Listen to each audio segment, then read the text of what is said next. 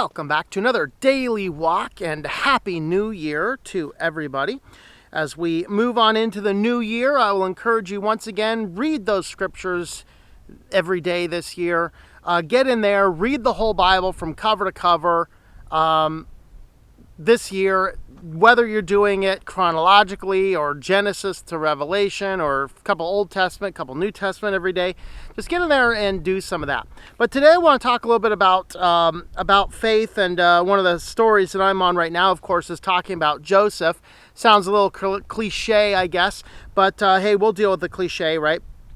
And I want to talk a little bit about Joseph in light of what ifs. Of course, we all walk around sometimes with what ifs. What if we did this? What if we did that? What if I married this person, that person? What if I took a different job?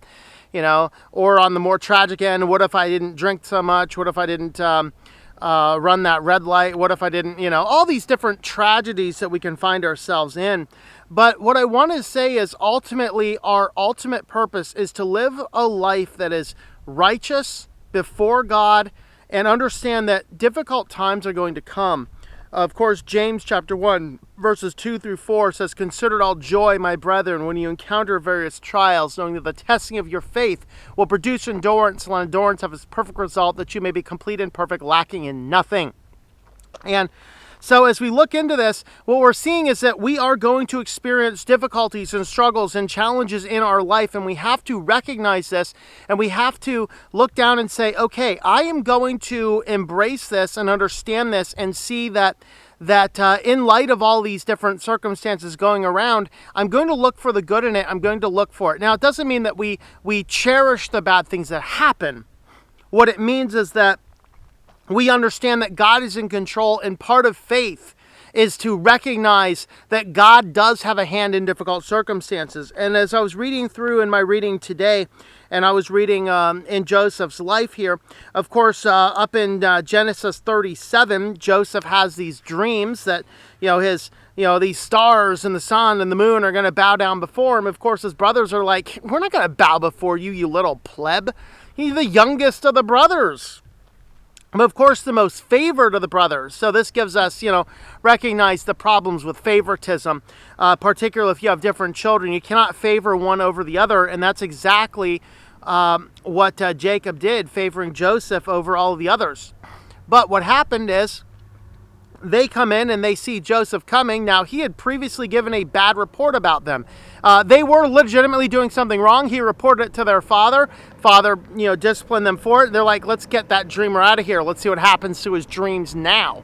And so, of course, they take him, and instead of killing him, they just sell him off as a slave to Egypt instead. And so what we see happen in this case is as the brothers are walking out, and they sell Joseph out to some people, and then there's a little bit of a break to the story there. But then we get down to Genesis 39, and we see some success. So Joseph is purchased by a man. This is Potiphar. He is the captain of the bodyguard. So basically the leader, you can think of Potiphar as the head of the Secret Service in United States trends, This is the guy in charge of the Secret Service, basically. And so he sees that Joseph is so good and so righteous and so godly, he's not even going to give an account of what Jesus does or what Joseph does. He's like, you just do what you want to do, because I know that you're not going to defraud me. Of course, what happens? Well, his wife says, "Whoa, hubba, I want this guy." And he's like, "I want no part of that." And of course, since she can't have him, she just wants to punish him. And so she grabs his cloak and makes up this whole story about how he tried to rape her or whatever else. He gets thrown in jail. Well, the jailer sees how good he is, and of course puts him in charge of absolutely everything. And he ends up interpreting the dreams of a couple of prisoners who were these prisoners were people that were they were people who were high up in Pharaoh's office. One of them, he interprets the dream that you're going to live. One of them, he interprets the dream you're going to die. Of course, he says, "Hey, when you go back before Pharaoh, tell him about me, because I'm really here unjustly." Of course, the guy forgets all about him, and until 2 years later, when Pharaoh now has a dream, and then Pharaoh calls on Joseph. Joseph interprets the dream, and Pharaoh makes him in head of the kingdom. Now, I want to talk about these principles. Joseph is sold as a slave. Well, what would happen if Joseph would not be sold as a slave? Well, what nobody knows at this point in time is about 2 years from now, there's going to be a massive famine. Okay, and so Joseph goes in. We don't know exactly how long it was when he was sold in Egypt until Potiphar threw him in jail, or we don't know exactly how long it was from when he started serving in the jail to when the two dreamers came to him. But we do know it was 2 years after that butler was raised up, or the chief wine taster was raised back up to power. It was 2 years after that Joseph came out, and then he was given the dream that 7 years of great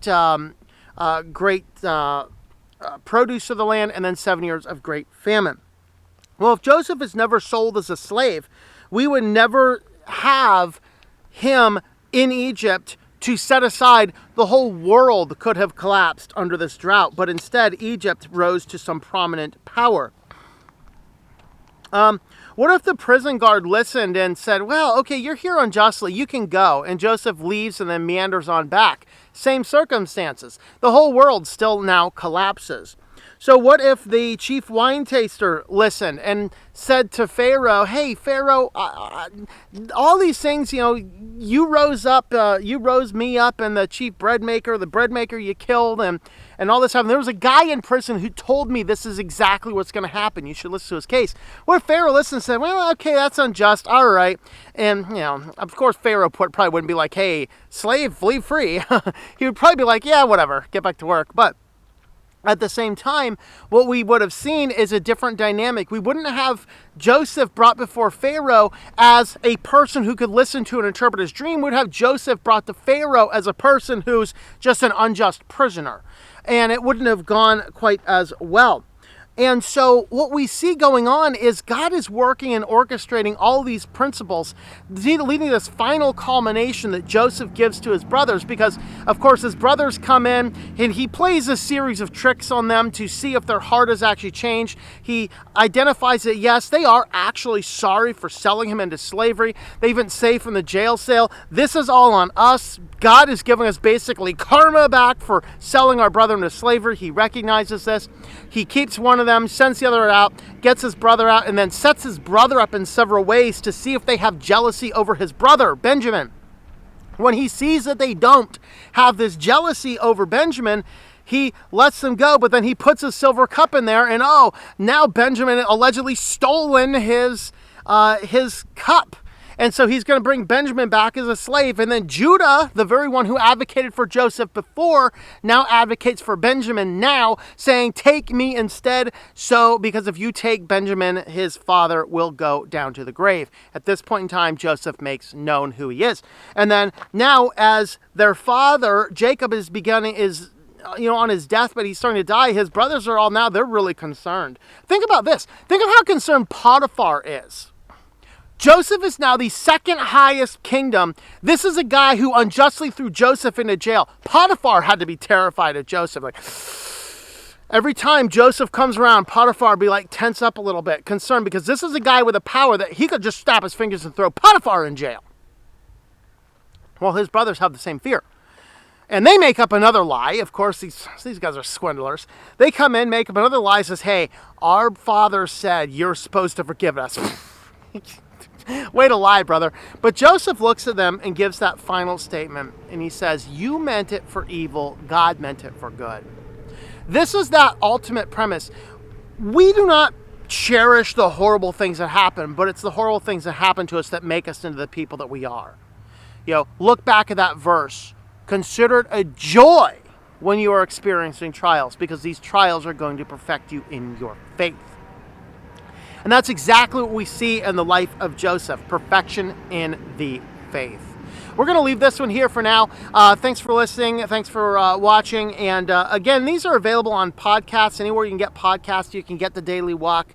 And of course, we are also on Rumble, we are on Odyssey, we are on BitChute, in addition to YouTube. So if you're like, I like watching this stuff, but I don't really want to watch it over on the YouTubes because YouTube kind of goes crazy, we do have this video platform on several different places. Those are all now linked on the bottom of the website, ourwalkinchrist.com. Link, go to the very bottom. We have all the video channels there. We have all the social channels there, so you can make sure you always follow along. So have a look over there at the website, and you can find all the other places where you can watch or listen.